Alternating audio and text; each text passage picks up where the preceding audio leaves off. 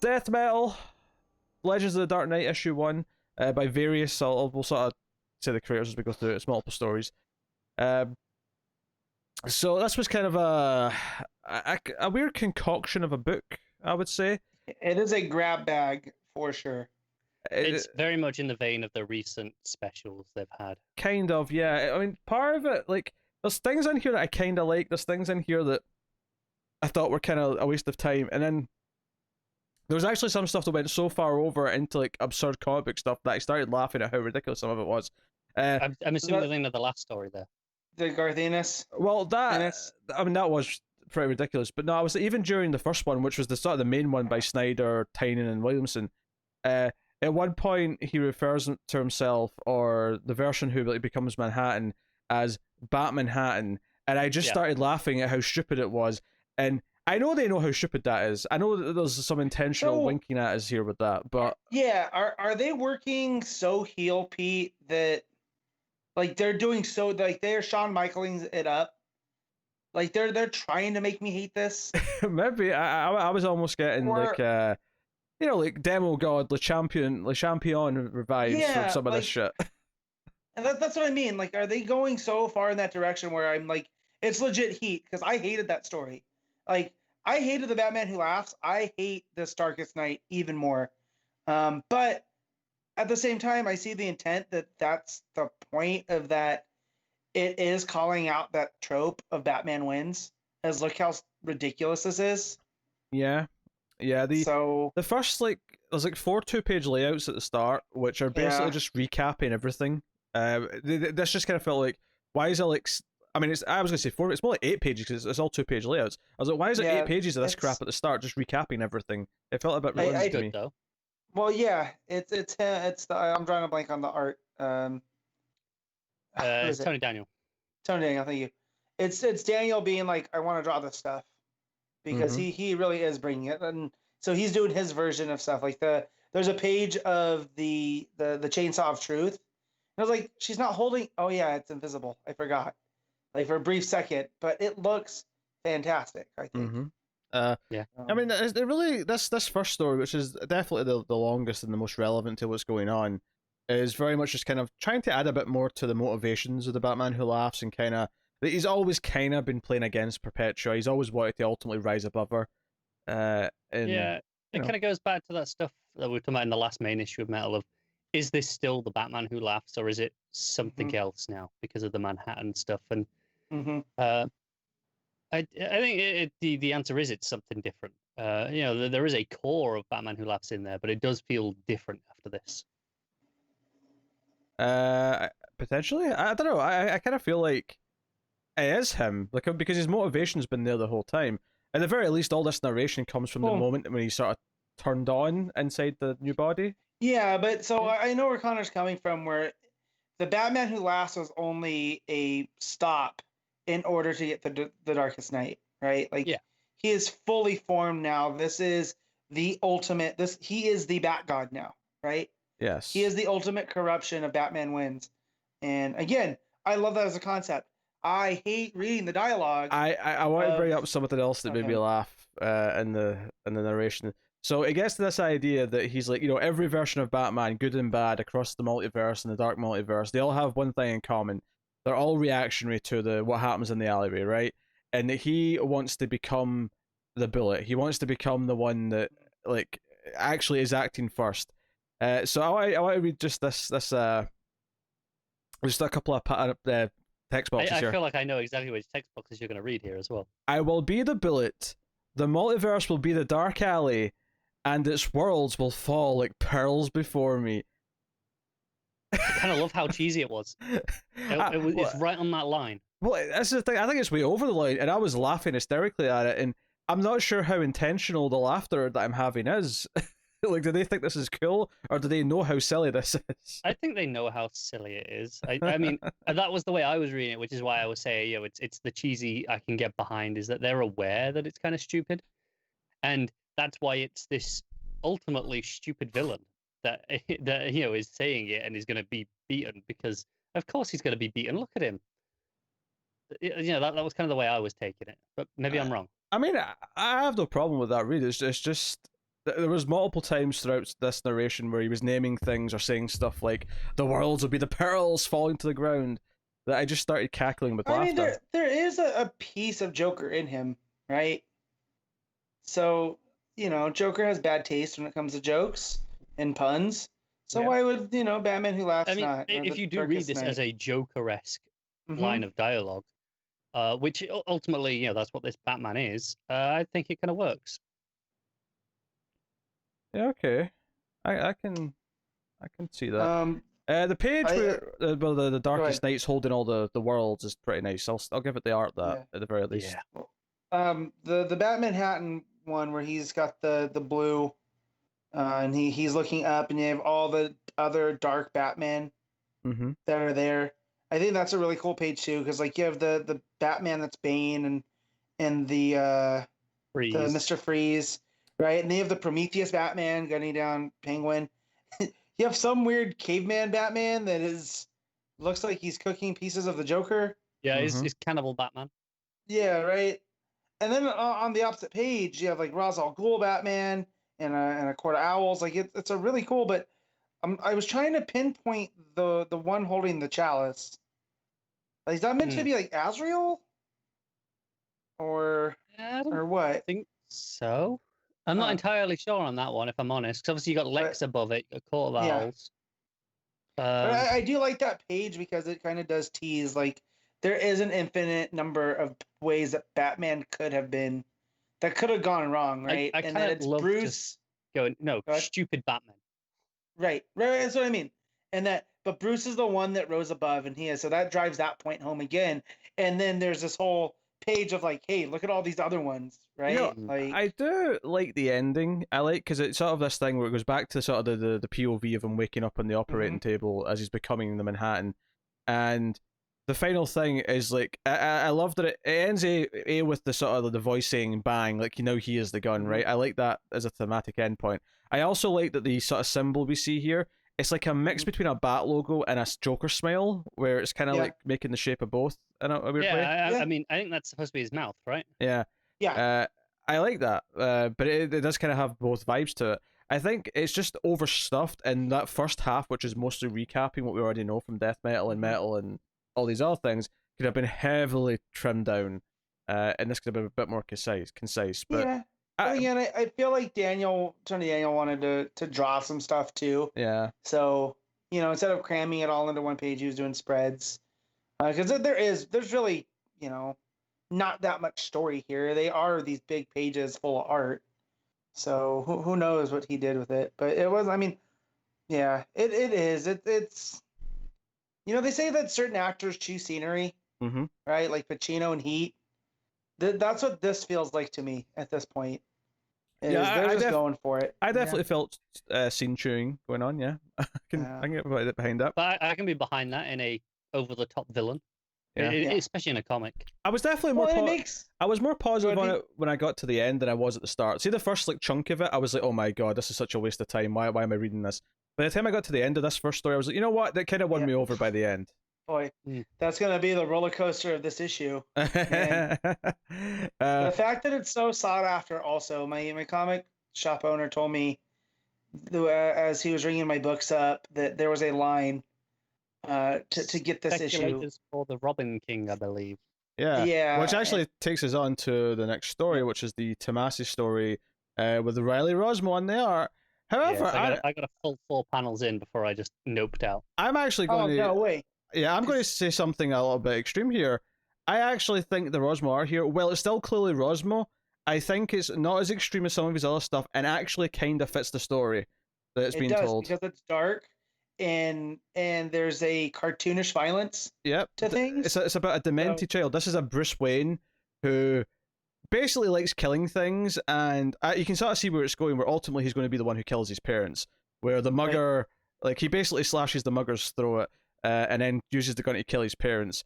But honestly, Rosmo's art on the kid's face, like on Bruce's face when he's looking all evil, I was getting this mischievous, like Damien from The Omen mixed with like Stray from Family Guy with a bit of something else. Yeah. So much to my surprise, I actually think the Rosmo art here fitted what the story was, which I actually thought, again, in a kind of over the top, cartoony kind of way, works for me. So Yeah.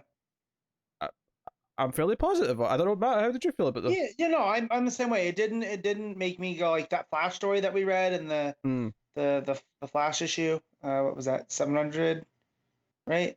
Was it Flash 700? Yeah, 700. So, 750. 750. Yeah, 750. Yeah, that was rough, man.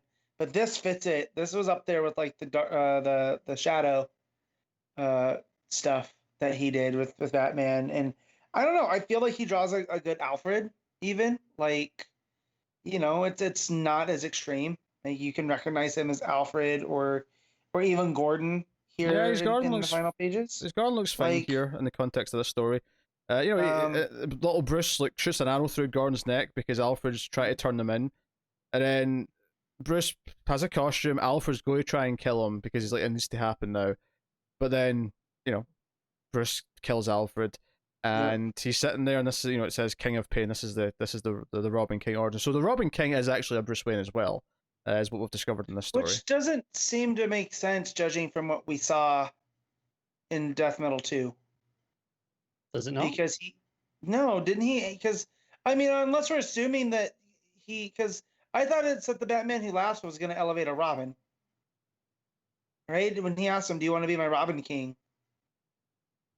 Yeah, well, he's already wearing a Robin, like an R on his chest here. So for whatever reason, he's went straight to Robin. Right. So I don't know. But yeah, no, it was a real demented story. Yeah. I kind of enjoyed it. I liked Alfred's go straight to hell, Master Bruce, when he's about to kill him. I was like, there's something about like a psychopathic kid version of Bruce Wayne, and Alfred's the hero trying to put him down because he's too dangerous. So I'm surprised to say it, but I actually quite like this one. Mm-hmm. So fair play. There's a 2-page story about the B-Rex, the Bat-Rex. It's not really a story outside of just he's going through Arkham and Scarecrow's pissing himself. That's basically It's just someone having fun with a Batman T-Rex for 2 pages. And sure, and it's great to see Jamal Igle join DC again. I can't tell you the last time. I don't seen Igle, and so that was I saw his name on the cover where they had like the creators listed, and I didn't even guess this was the issue until I got to see it. So but that was good. Yeah, I mean, it's not a story. I mean, if anything, I'd say it could have just been a pin-up, really.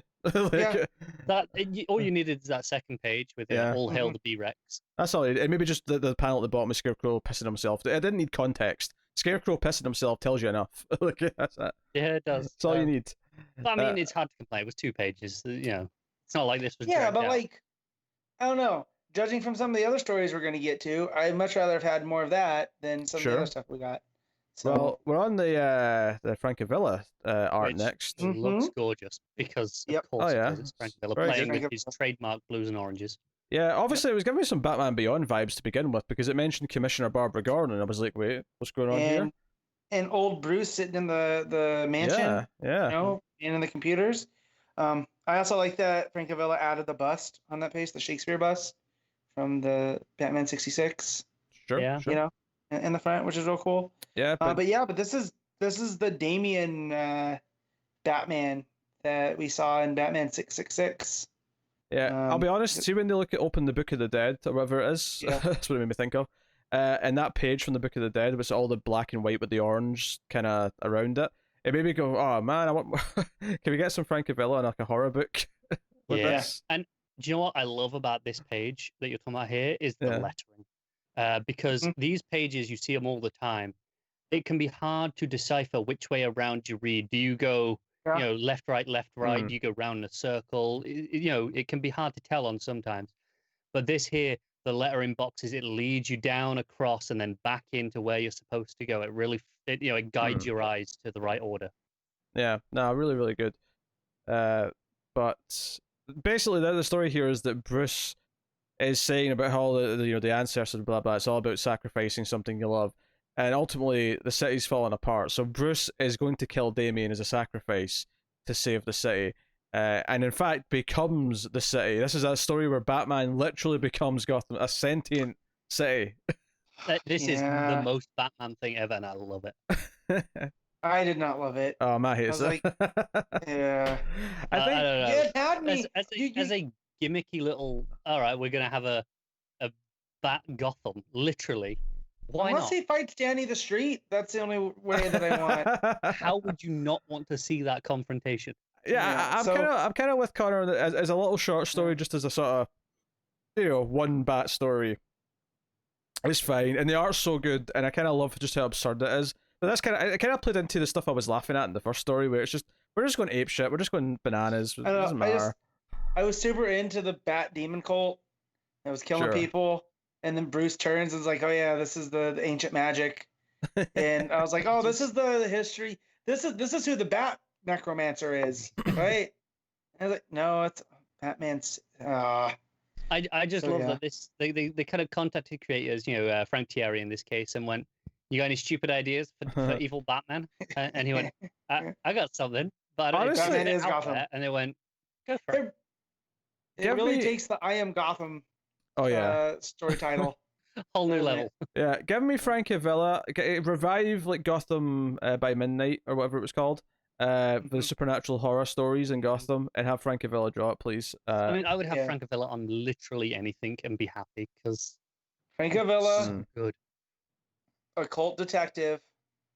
Do it, DC. Yeah, and then there's a 2-page story called Road Warrior by Daniel Warren Johnson, that was the person who was just doing that Wonder Woman Dead Earth, right? Yes. Yeah, Dead Earth. So story and art. And I'm like, oh, Batman Road Warrior, this sounds great, but it's only 2 pages, so there's not really enough to actually make it a story. Kind of like the T-Rex one, except there's like not even the big moment that I enjoy in this one. I kind of hope some of these are proof of concept, with that 2 pages got a good reaction. Here, we'll give you a one-shot later down the line. But yeah, I would totally read a Batman Road Warrior story where he's got a bat monster truck in the desert, in the wasteland. And the big mech that he's got in his cave. Yeah, the mech was real cool. But we've met this Batman. This is the one that they stole to roll, right? Yeah, you're right. So. Yeah, I would happily get more of a story out of this Batman, but there's just not really a whole lot in this 2 pages to care about, honestly. Yeah, it's not much of a story. It's more of just a tone piece for 2 pages. But I mean, I'm into the tone piece. And then we got Garth Ennis and Joelle Jones on I Shall Become, and this this is just a wacky. If you thought Bat Gotham was over the line. Yeah, Batman, basically the start of the story is that he's in sort of some scientific chamber where he's trying to enhance himself, and he ends up accidentally turning himself into a baby. So we get Batman's narration as little baby Bruce is trying to stand up, but his head's too heavy, and he's like, I can't do this, I'm all weak, and that's it. And the joke at the end is that his only weapon is to cry. That's his only thing. Because he's like, I can't stand up, I can't do this, all the blah blah. Such a conundrum might leave a lesser mortal flummoxed, but not the Batman, not the Dark Knight, not the Guardian of Gotham, not the terror of the underworld, the nighttime nemesis of Joker, Penguin, Two-Face, Scarecrow, all the rest. Not when I have my ultimate weapon. Then he cries. That's it. It's actually 2 pages. But I'll say what, for 2 pages, this tells way more of a story than any of the other 2-page stories. Yeah, well, and that's Ennis, right? Yeah, true. Yeah. But I felt terrible watching the baby bounce down the stairs and laughing about it, though. I think it's intentionally really funny, especially when it lands on its head on the second one. And it's just like, that is funny. So, I don't know. I felt some of these were, for speculators to be scooping them up the way that they were, and you know what I mean? I'm just like, $6 one shot. It's whatever. Yeah, that's kind of weird. But I agree. I was hoping for more out of it. Yeah. It's mostly not bad. I actually I think I came out really net positive on this. I mean I like the Rosmo story, and if that's not an indication of like how I felt about the whole thing. Yeah, I wish either when you go as a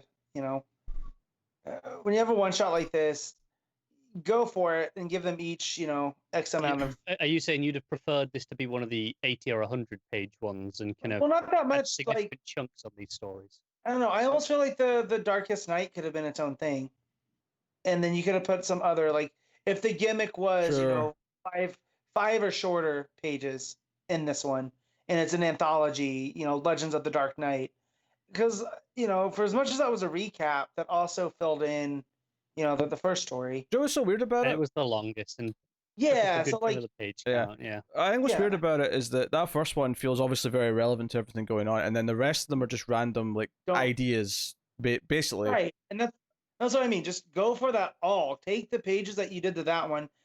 Let Tony Daniel wanted to draw. Let him do his own one shot with those three. I think, especially plotting it. as I think that one ends up around 15 pages.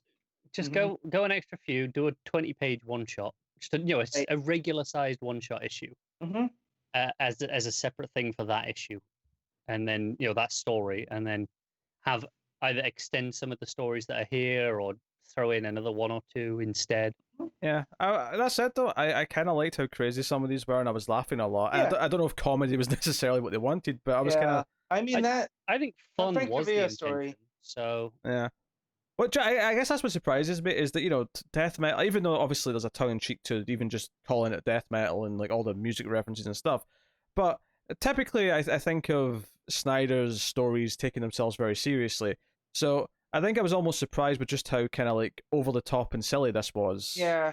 Although I do feel that since Metal, he has loosened up a bit. Because, I mean, it opened up Metal with the Justice League transforming a Power Ranger Megazord out of the cars and Mhm. whatnot. Yeah. So it seems like he's loosened up a bit. And it just, I don't know. In all the interviews I've ever heard, Snyder seems like such a lighthearted dude that, I don't know. I don't know why his stuff always comes off as so self-serious. I think It almost feels he's like, great in an interview. yeah. He can And talk about stuff so easily. right, and so when it starts taking itself so seriously, I almost feel like this is exactly who he wants to be, like the death metal stuff. Yeah. And I feel like a lot of that has to do with Capullo kind of breaking him down as well, because if you've And heard about how their relationship started, and Capullo saying he wanted to beat him up because Snyder came in as this pretentious writer that was like, oh, the words are more important well, than the story. I mean, Snyder's what I mean? Snyder's influence in this particular issue is not that heavy. He's like one of three writers No. on the first story. So Right. the point here is not a surprise at being Snyder, just a surprise at just all these things tied to it are just these fun little really silly ideas. I think it's less Snyder's writing in this point, but more this is his property still. As Right. much as it's a DC story and they have ultimate control, it feels like Snyder is spearheading everything involved with this. Like, he posted that board on Twitter or Instagram, Mhm. wherever it was, with all the stories. It feels like he's personally greenlighting all these stories as much as he Right. can. And he's, it's almost like a mini imprint that he's in charge of with the way it feels like it's being treated. So I get where you come from. It's like, he is intentionally choosing things that are just fun as opposed to grim, dark storytelling. Right. Yeah. So I guess we'll rate the book then. Matt, what are you giving it? I'll give this a 7.